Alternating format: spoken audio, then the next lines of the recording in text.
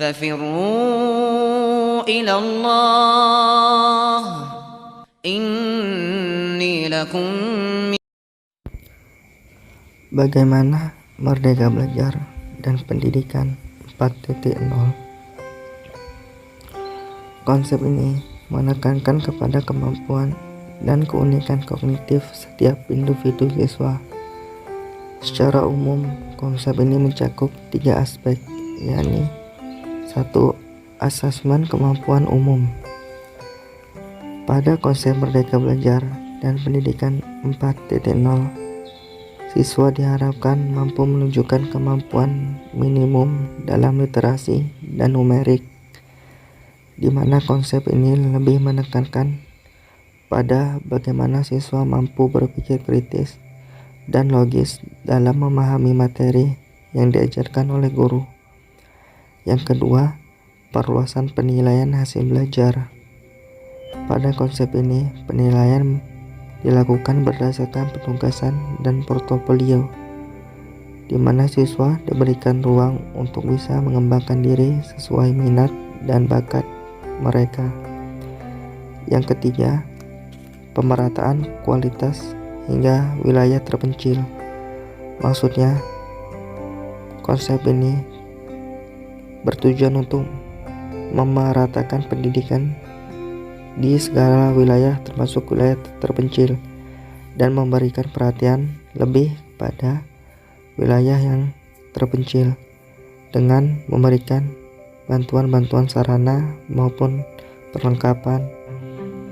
Contohnya, wilayah terpencil peserta didiknya diberikan bantuan kuota yang khusus yang berbeda dengan daerah yang lainnya. Pertanyaan kedua, apa rancangan perencanaan pembelajaran Al-Quran dan Hadis dan pembelajarannya dalam menyambut era pendidikan 4.0? Kami merancang perencanaan pembelajaran Al-Quran, Hadis, dan pembelajarannya dalam era pendidikan 4.0 sebagai berikut. 1. Kami membuat rancangan pembelajaran 2 model, yaitu tatap muka dan daring. Rancangan pembelajaran tatap muka digunakan untuk pembelajaran yang ideal atau pembelajaran yang biasa dilakukan, yang tidak ada gangguan ataupun halang-halangan yang datang mendadak. Sedangkan rancangan pembelajaran opsi atau tambahan yaitu daring digunakan untuk pembelajaran yang tidak memungkinkan untuk dilakukan secara tatap muka. Yang kedua, tujuan pembelajaran dibagi menjadi 2 bentuk, yaitu terkait penggunaan media dan penguasaan materi.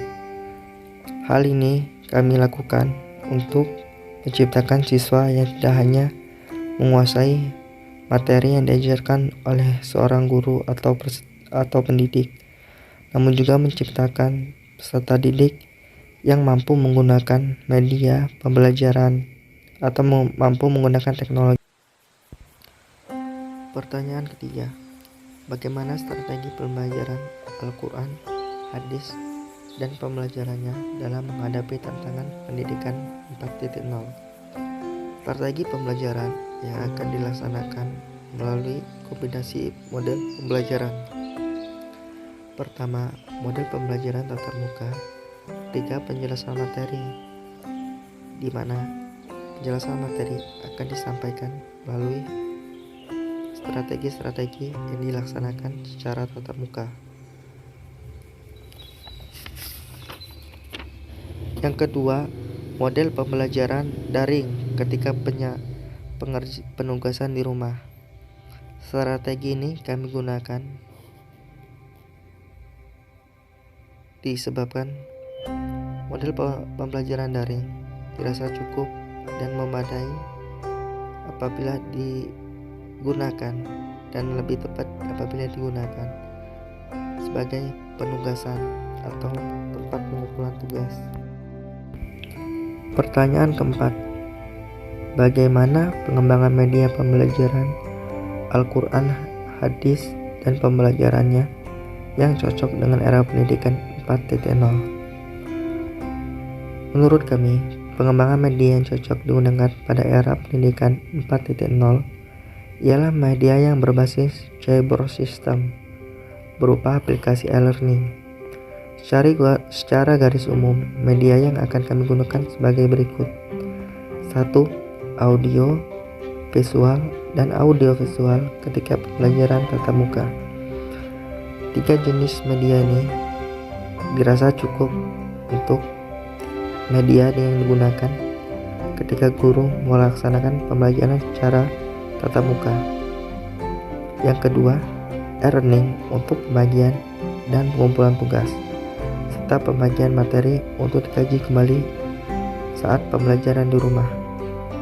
Penggunaan media e-learning dimaksudkan untuk peserta didik agar tidak hanya belajar di sekolahan, namun juga belajar di rumah. Selain itu, dengan adanya penggunaan media e-learning, diharapkan pemahaman siswa dan kemampuan siswa dalam menggunakan media pembelajaran serta teknologi sangat tercapai atau sesuai dengan tujuan-tujuan yang telah ditetapkan oleh seorang guru. Pertanyaan kelima, apa pendapat Anda terkait evaluasi pembelajaran Al-Quran, hadis, dan pembelajarannya dalam suasana pandemi? Setidaknya ada 3 poin besar terkait evaluasi pembelajaran Al-Quran dan hadis. 1. Kegiatan pembelajaran kehilangan figur seorang guru, di mana ini sangat terasa oleh peserta didik. Peserta didik yang biasa belajar secara tatap muka tentunya bisa bertanya kepada guru, bisa pula berinteraksi dengan guru dan menatap wajah guru secara langsung ketika menjelaskan materi.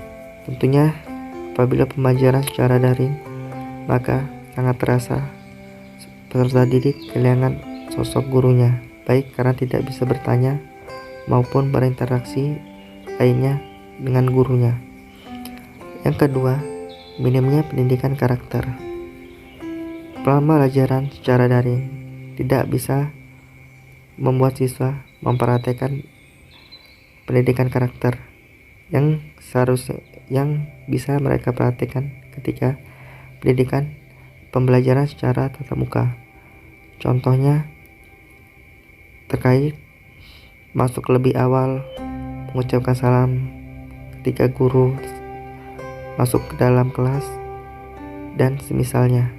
Tentunya hal-hal seperti ini tidak bisa mereka lakukan atau perhatikan secara langsung.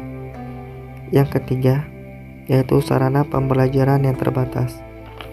Sudah dimaklumi bahwa tidak setiap sekolahan memiliki sarana yang memadai untuk melakukan proses pembelajaran secara daring, sehingga sarana yang mereka gunakan ala kadarnya dan tentunya tidak mampu mengakomodir pembelajaran secara daring.